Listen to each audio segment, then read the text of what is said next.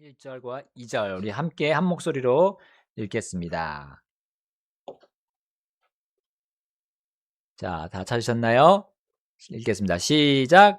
예수 그리스도의 종 바울과 디모데가 그리스도 예수님 안에서 빌립보에 있는 감독들과 집사들과 함께 모든 성도들에게 하나님 우리 아버지와 주 예수 그리스도로부터 은혜와 평강이 너희에게 있을지어다. 아멘. 오늘 말씀 제목은 그리스도의 순환에 참여하는 축복입니다. 그리스도의 순환에 참여하는 축복.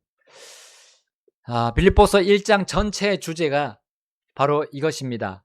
오 교회여, 그리스도의 순환에 참여하라. 오 교회여, 그리스도의 순환에 참여하라. 자, 우리는 우리 주 예수 그리스도의 그 존함이 빌립보서의 가장 첫 부분을 장식하고 있음을 1절에서 볼 수 있습니다. 자, 우리말로 번역본에 예수 그리스도라고 맨 처음에 나오죠? 자, 그런데 이것이 바로 우리 주 예수 그리스도께서 교회를 위해 순환 당하셨음을 드러내시는 첫 장면이라 할 수 있습니다. 여러분, 이 편지의 수신자는 세상 어떤 단체도 아니죠? 오직 예수님께서 자신의 순환으로 세우신 교회입니다. 하나님은 십자가에서 순환 당하시면서 자신의 생명을 바친 그 값으로, 그 피값으로 무엇을 사셨죠? 교회를 사셨습니다. 얼마나 그 큰 그리스도의 사랑의 향기가 이 첫 머리부터 흘러나오고 퍼져 나가고 있습니까? 우리 영어 성경에서는 예수님보다 폴 앤 티모시가 먼저 나왔어요. 폴 앤 티모시. 그래서 바울과 디모데가 먼저 나왔지만 그 뒤에 뭐라고 수식어가 붙어 있습니까? 예수 그리스도의 종들이라고 수식어가 붙어 있어요. 자, 그러므로 이 편지를 쓰고 전한 그들, 그 바울과 디모데는 예수 그리스도의 도구이며 그냥 메신저일 뿐입니다. 예수님께서 십자가의 순환을 당하신 것, 이것은 자신의 귀하고 귀한 빌립보 교회와 교제하고 또 자신의 귀한 일들에 그들이 참여하게 함임을 이 편지로 우리는 분명히 볼 수 있습니다. 교회에게 보내신 모든 편지의 첫머리에 누가 나옵니까? 바로 주 예수 그리스도께서 등장하고 있다는 것. 그 이유도 바로 이와 같습니다. 우리와 함께 교제하기를 원하시는 주님, 또 우리와 함께 일하기를 원하시는 주님임을 보여주시는 거죠. 우리 지난 시간에 배운 빌립보서 서론처럼 예수님은 이 교회의 중심이라는 거 여기서 볼 수 있습니다. 예수님은 교회의 존재 목적임을 우리가 항상 잊지 않도록 반복하고 또 반복하고 계시는 것이 바로 서신서입니다. 예수님은 교회 믿음의 창시자이시고 또한 완성자이시기 때문입니다. 또한 그분은 교회가 달려갈 길을 앞서 달려가신 경주자이십니다. 그리고 또한 그 경주의 피니셔, 뭐예요? 완주자이십니다. 완주자. 그러므로 교회는 그분의 순환에 함께 참여하는 것이 마땅합니다. 예수님의 순환이 없었다면 우리의 죄는 그대로 있었겠죠? 용서받지 못했을 것이 분명합니다. 예수님의 순환이 없었다면 우리를 의롭게 해줄 존재도 없었습니다. 그리스도의 순환에 참여하면 자, 우리는 그분의 영광에 참여하는 것입니다. 예수님은 그래서 우리를 불러서 교회가 되어 하나 되게 하셨습니다. 주 예수 그리스도의 순환에 참여하는 교회 안에 자, 우리 어떤 사람들이 하나가 되어 있는지 바울이 열거했습니다. 자, 1절을 보면 무엇이 나옵니까? 직분자들이 나오네요. 누구요? 감독, 그리고 집사들. 그리고 모든 성도라고 했습니다. 직분이 없는 또 성도들도 거기 포함되어 있습니다. 그러나 그들은 모두 성도라는 거죠. 빌립보 교회라는 겁니다. 그들은 교회 안에서 맡은 역할이 다를 뿐이었지. 그들은 모두 누구 안에 있는 성도들이었어요? 그리스도 예수님 안에 한 성도였던 겁니다. 여기 그리스도 예수님 안에라는 말, 이것은 바로 우리가 구원받는 순간 우리가 그리스도 안에 위치했음을 보여줍니다. 우리의 위치, 바로 그리스도 안이라는 겁니다. 안. 이것은 하나님 아버지께서 그리스도의 의를 통해 우리를 보신다는 의미죠. 우리가 그냥 아무것도 없이 하나님 아버지한테서 보이게 되면 어떻게 됩니까? 우리의 죄 때문에 우리는 심판을 받아요.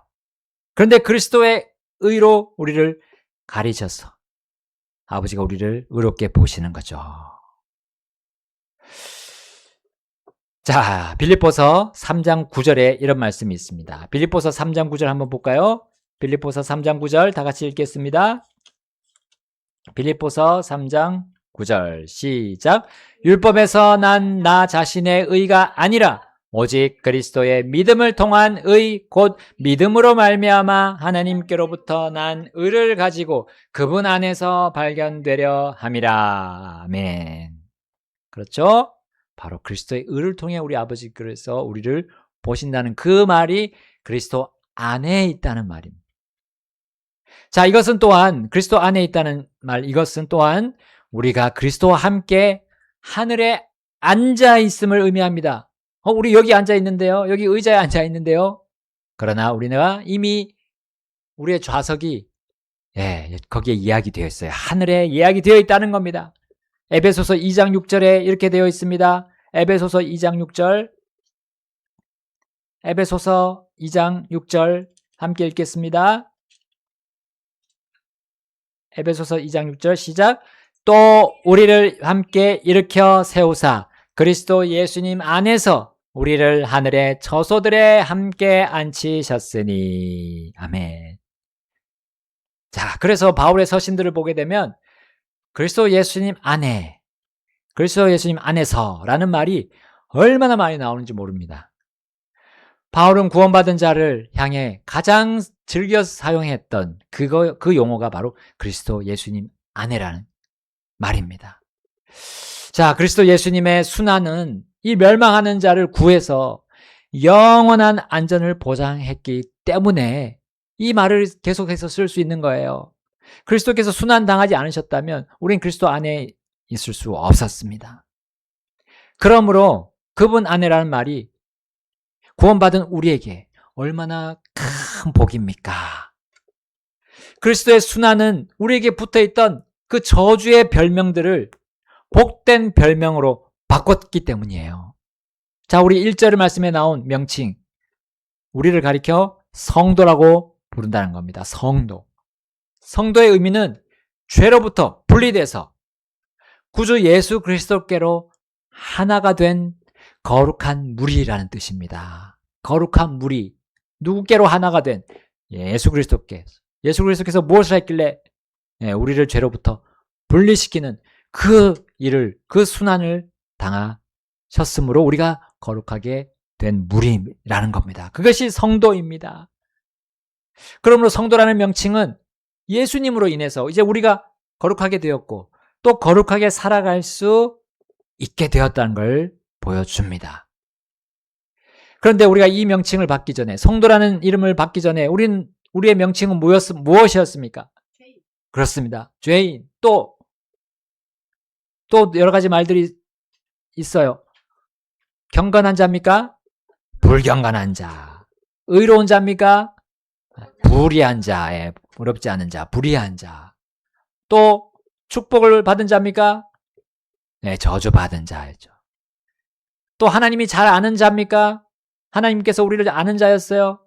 알지 못하는 낯선 자라고 또 불림을 받았어요. 낯선 자. 하나님과 그리스도 안에 있는 게 아니라 하나님과 그리스도 밖에 있던 자라는 명칭이었어요. 자, 이러한 명칭은 우리가 어떠한 존재라는 의미입니까? 우리가 아무리 일해도, 아무리 공적을 쌓아도 아무 의미 없다는 것을 보여주는 이름이었어요. 결코 우리 스스로 구원할 수도 없고 다른 사람도 구원할 수 없음을 보여주는 이름들이었습니다. 또한 그 별명들은 우리가 보안과 안보를 철저히 해도 결국 뚫리고 모든 것을 빼앗긴다는 것을 보여주는 그런 이름들이었어요. 왜냐하면 그리스도 예수님 안에 있는 성도가 아니고 밖에 있는 죄인이기 때문이었습니다. 그러므로 그리스도 예수님 안에 있는 성도라는 말이 얼마나 귀중합니까? 얼마나 복됩니까? 이제 우리가 아무것도 안 해도 우리의 힘으로 노력 안 해도 다 주어졌기 때문에 우리의 영원한 안전, 우리의 영원한 기쁨, 영원한 행복이 보장된 사람들이 성도라는 이름 안에 있는 겁니다. 자, 본문 1절에 이 귀한 주님의 복된 교회에 우리 이 귀한 성도 안에서 열거된 그 직분들이 나옵니다. 그 귀한 직분들이 나와요. 자, 아까 감독들이라고 했고요. 또 집사들이 있습니다. 이들이 얼마나 귀한 직분입니까? 교회 안에서 받은 그 직분의 이름이 또한 복됩니다. 자, 감독은 그 장로와 함께 목사를 의미한다는 거 우리 서신서를 통해서 알 수 있습니다. 하나님의 양무리를 감시하고 관리하며 질서 있게 가르치는 것을 통틀어서 이제 인도하는, 그 양무리를 인도하는 목자의 의미를 부여한 것이 바로 목사입니다. 자, 한 교회 지도자는 감시와 관리의 업무를 맡은 이 감독의 임무만을 가지고 있지 않습니다. 또한 질서와 가르침의 업무를 맡은 장로의 임무만을 가질 수 없습니다. 이 두 가지뿐만 아니라 주님의 양들을 보호하고 인도하는 임무도 가지고 있습니다. 그래서 목사라는 그 통칭이 불려지게 되고 그것이 이제 자연스럽게 정착이 되어서 우리 침례교회는 목사만 있는 것이죠. 근데 많은 이상한 교회들이 예수님께서 부여하신 목사직을 거부하고 있습니다. 그러면서 자신들이 성경대로 참 잘 믿고 있다고 또 잘 실천하고 있다고 주장합니다. 이것은 하나님께서 정하신 권위를 부정하는 겁니다. 하나님께서 정하신 권위를 부정한 것은 하나님의 권위조차도 부정하는 것이에요. 자, 구원받은 자가 받은 그 복을 더 풍성하게 해주기 위해서 이 직분을 주셨는데 왜 이거를 거부하렵니까? 스스로 성도라는 그 복된 명칭을 쓰지 않겠다는 그런 것과 무엇이 다른 겁니까? 그리스도 예수님 안에라는 그 명칭을 쓰지 않겠다는 그 주장을 하면서 예수님의 이름을 말한다고 할 수 있습니까? 예수님께서 그러한 사람들에게 뭐라고 말씀하십니까? 야, 너희가 행한 일이 무엇이냐? 왜 구원받은 후에 내가 너에게 준 복을 걷어차느냐? 내가 세상을 창조할 때 정한 그 권위의 질서를 너희들이 함부로 무너뜨리려고 하느냐? 심지어 나는 악한 무리 안에서도 지도력을 인정하고 있다. 그래서 심지어 사탄조차도 악한 날에 내 뜻을 이룰 때 내가 그에게 지위를 주지 않았냐? 미가엘 천사장의 계급이 사탄보다 아래에 있지 않느냐라고 하나님이 말씀하십니다. 미가엘 천사장도 사탄에게 뭐라 할 수 없었어요. 여러분, 하나님은 권위를 분명히 주시고 그거를 질서를 가지고 인도하십니다. 그러나 그 권위에게 상처를 받은 사람들이 나가가지고 자기들 마음대로 목사도 없고 지도자도 없애는 거예요. 그러면 이제 뭐가 있습니까? 무질서만 있는 거죠. 무질서. 조심해야 됩니다. 그리스도 예수님의 순환이 가져온 이 복된 뜻을, 하나님의 뜻을 거부하는 일이 벌어질 수 있어요. 예수님께서 순환을 당하신 것은 우리가 우리 뜻대로 살았기 때문입니다. 우리가 좋아하고 우리가 원하면서 우리가 얻으려고 애쓰는 것대로 살았기 때문에 주님이 순환을 당해야 했지 않습니까? 나한테 이익이 되는 일에는 물불을 가리지 않는 그 욕망대로 우리가 살았기 때문에 주님이 순환을 당하셨어요. 그런데 또 그대로 살려옵니까? 또 그것대로 살려고 합니까? 그렇고 예수님의 이름을 연호하고 그렇게 말하는 것이 얼마나 큰 모순입니까? 여러분, 우리의 욕망대로 살던 그 옛날의 그 삶이 쓰잘데기 없는 삶임을 예수님께서 순환을 받으시면서 보여주신 거 아닙니까?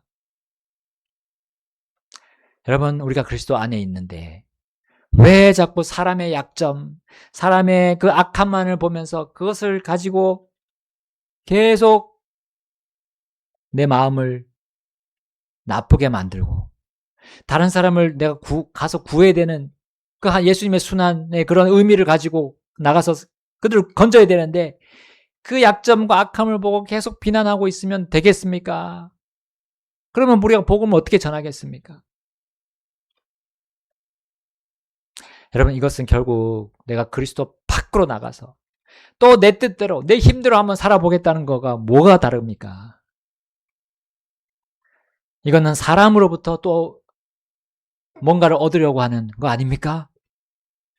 사람에게서 은혜를 얻으려고 하고 호의를 얻으려고 사람에게서 뭐 평안을 얻으려고 하는 거 아닙니까? 그럴 수는 없습니다. 여러분, 교회 안에 주신 직분, 목사, 또 집사의 이 직분은 하나님께서 내려주신 영적인 선물, 곧 은사라고 했잖아요. 은사. 하나님이 나에게, 우리 교회에게 주신, 우리 각자 성도들에게 주신 선물이라는 겁니다. 영적인 선물. 이걸 받아서 내 유익을 위해서 쓰라고 주는 건데 왜 안 받아들이고 있습니까? 왜 목사의 은사를 안 받아들입니까? 그리고 목사라는 이름은 쏙 빼고 결국 다른 이름으로 무슨 지도자를 또 세웁니까? 결국은 지도자가 있어야 되는 걸 알면서 하나님의 뜻을, 하나님의 질서가 바르다는 걸 알면서 왜 그럽니까? 모순된 삶을 살고 있는 겁니다. 거기서 무슨 하나님의 축복이 있겠습니까? 여러분, 목자장께서, 우리 예수님 목자장께서 이 양무리를, 이 교회를 보호하고 성장하도록 하위 목자를 주셨습니다. 그게 바로 목사직입니다. 여러분, 이것이 얼마나 귀하다는 것을 우리 알아야 됩니다. 하나님께서 귀하신 것처럼. 이제 또 하나의 은사인 집사가 있습니다. 이 집사를 예수님께서는 자신의 교회 안에 주셨습니다. 집사는 뭐 11조와 헌금들을 몇 달 동안 해야 주는 그런 직분이 결코 아닙니다. 집사는 교회 일을 하도록 주는 직분도 결코 아닙니다. 일을 시키려고 주는 그런 직분이 아니에요. 감투가 아닙니다. 집사의 의미는 종 혹은 노예입니다. 노예. 여러분, 주님의 교회에서 낮은 자의 모습의 그 대명사가 집사입니다. 낮은 자, 예수님처럼 낮춘 자의 대명사가 집사예요. 그러면 목사는 뭐 왕이고 집사는 노예입니까? 그거 아닙니다. 목사는 권위의 역할을 감당할 뿐입니다. 목사는 목자장이신 예수님께서 종의 역할을 감당하신 것처럼 종의 마음으로 그 역할을 하는 거예요. 또 집사도 동일한 그 종의 마음으로, 예수님의 마음으로 종의 역할을 하는 겁니다. 그래서 집사는 어찌 보면 목사보다 교회 안에서 예수님의 종된 모습을 가장 잘 보여주는 복되고 귀한 조건 속에 있는 거예요. 그 누구도 손을 대지 않는 부분에 손을 댈 수 있게 하는 그 하나님의 권능을 소유하고 있는 것이 집사의 직분입니다. 그 누구도 하지 않으려는 일에 언제든지 투입할 수 있는 그 영적인 강인함을 소유하고 있는 직분이 바로 집사의 직분이에요. 가장 일선에서 목사의 직분을 돕는 것이 집사의 직분입니다. 자, 그래서 직분이 없는 성도들에게 큰 격려와 도전을 주는 그 역할이 집사직에 들어있는 거예요. 이 직분은 보통 직분이 없는 성도들보다 주님이 주신 시간, 물질, 재능을 더 많이 사용할 수밖에 없습니다. 그래서 그렇습니다. 서신서에 보면 특히 집사의 아내에 대한 자격 조건도 언급하고 있는 그 모습이 바로 그렇습니다. 곧 집사들의 아내들에 대한 자격 조건 언급하는 이유가 그만큼 이 집사의 직분이 할 일이 많다는 거예요. 그리스도 예수님 안에서 받는 영광도 크지만 그 집사는 그리스도의 순환에도 더 많이 참여할 것이 요구됩니다. 어쩌면 집사의 아내는 집사의 직분으로 불리지는 못하지만 집사를 가장 가까이에서 뒷받침하는 든든한 지원군이 되는 거죠. 다른 성도들에게 귀감이 되도록 예수님의 순환에 참여함을 더욱 많이 보여줄 수 있는 그 귀하고 그 복된 지위 속에 집사와 그의 아내가 있는 것입니다. 종 혹은 노래의 뜻이 담겨 있지만 그것을 부끄러워하지 않는 자들이 집사와 그의 아내인 것입니다. 자신들을 구원하시기 위해 종노릇하신 노예가 되신 분이 그리스도 예수님이심을 이 집사직은 믿어야 하기 때문이죠. 또한 자신들에게 놀라운 은혜와 평강을 주시려고 순환을 당하신 분이 그리스도 예수님이심을 집사의 직분이 더욱 신뢰하고 나아갈 수 있게 합니다. 주님께 더 가까이 나아갈 수 있게 하는 겁니다. 그래서 이것을 통해 하나님께서는 집사들에게 큰 은혜를 더하신다고 약속해 주셨습니다. 그들에게 축복하신다고 약속하셨어요. 그러므로 바울은 그리스도의 순환에 참여하는 빌립보 교회 모든 성도들에게 이렇게 축복했습니다. 빌립보서 1장 2절 볼까요? 다시 빌립보서 1장 2절 시작. 하나님의 우리 아버지와 주 예수 그리스도로부터 은혜와 평강이 너에게 있을지어다. 아멘. 그리스도의 순환에 참여하는 주님의 교회에게 무엇이 있을 것이 확정되었습니까? 은혜와 평강. 그렇습니다. 은혜와 평강. 아멘. 여러분, 교회가 하나님 아버지와 주 예수 그리스도로부터 받는 은혜와 평강은 세상의 그것들과 비교할 수 있을까요? 없습니다. 우리가 세상에서 사람들에게 받는 은혜, 곧 그 겸손한 자에게 주는 호의와 선물, 그것은 잠깐뿐입니다. 자, 물론 그 호의 안에는 그것을 주는 사람의 마음과 정성이 들어갑니다. 심지어 어떤 호의, 어떤 선물은 사람이 주는 그 은혜는 그의 땀과 피가 담긴 희생도 들어간 선물일 수 있어요. 그러므로 그러한 선물은 우리가 평생 소중하게 마음속에 간직할 겁니다. 자, 그러나 이 땅을 떠나서 우리가 하늘에서 가서 우리 그 은혜의 주님을 뵙고도 계속 그것을 그립다고 생각하지는 않을 겁니다. 왜요? 주님의 은혜가 훨씬 더 크기 때문이죠. 그리고 이 세상에서 주어지는 평강, 그 평화도 잠깐뿐입니다. 결코 완전한 평화를 우리가 이 땅으로부터 또 사람들로부터 얻어서 누릴 수 없습니다. 여러분, 우리가 앞서 피를 흘린 사람들로 인해 우리는 자유라는 은혜와 평화를 누리고 있습니다. 우리나라를 위해서 피를 흘린 사람들 통해 우리는 그것을 누리고 있습니다. 하지만 사람의 그 순환으로 우리는 계속 영원한 은혜와 평강을 누릴 수는 없습니다.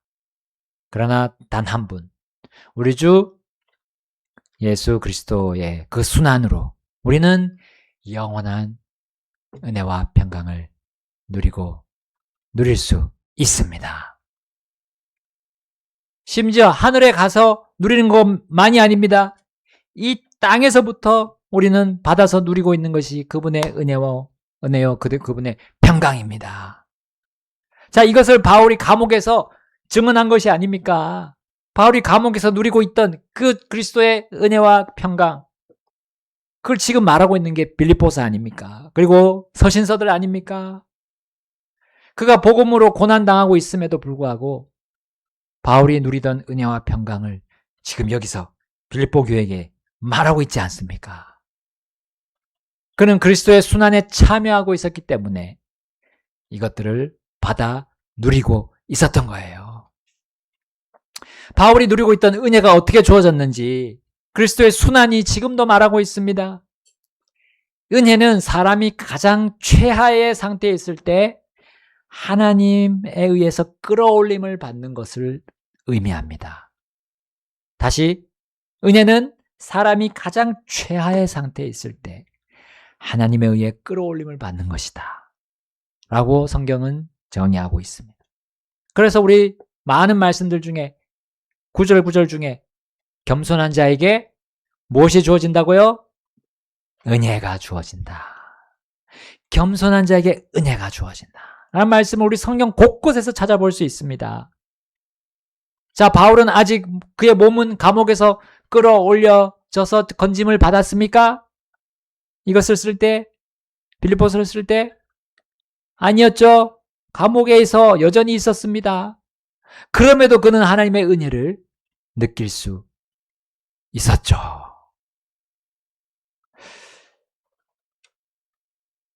바울이 하나님의 은혜를 경험했던 게 고린도후서 12장 9절이었어요. 거기서 우리는 볼 수 있습니다. 고린도후서 12장 9절.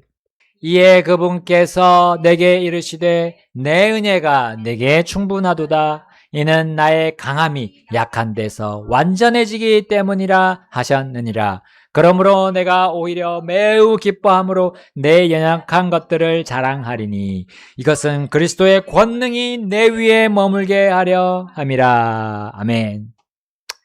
그 앞에 보시면 바울은 자신의 육체의 가시를 제거해달라고 하나님께 기도했죠. 육체의 가시, 그의 육체의 가시는 눈이 시력이 매우 약한 거였습니다. 그래서 이것을 고쳐달라고 기도했지만 거기에 대한 응답이 바로 이거였어요. 내 은혜가 내게 충분하도다. 너가 이미 은혜를 받고 있다는 거예요. 그 육체 가시 때문에 너가 약해진 거. 그 약해진 것이 바로 나의 강함이 그 약해진 것에 위에서 완전해진다라고 하셨어요. 이랬던 과거를 바울이 감옥에서 떠올리지 않았을까요? 그 당시 그는 오히려 하나님의 은혜를 깊이 체험했던 겁니다. 눈이 시력이 약한 것으로 인해서 얼마나 불편했겠습니까? 지금 우리가 이렇게 안경을 쓰고 있지만 그래서 우리는 많이 그것을 볼 수 있지만 그 당시는 그렇지 않았습니다. 그리고 더 약했던 걸로 우리는 생각할 수 있습니다. 자, 그런데 자신이 약함을 알았을 때 그는 하나님께 더 무릎 꿇을 수 있었어요.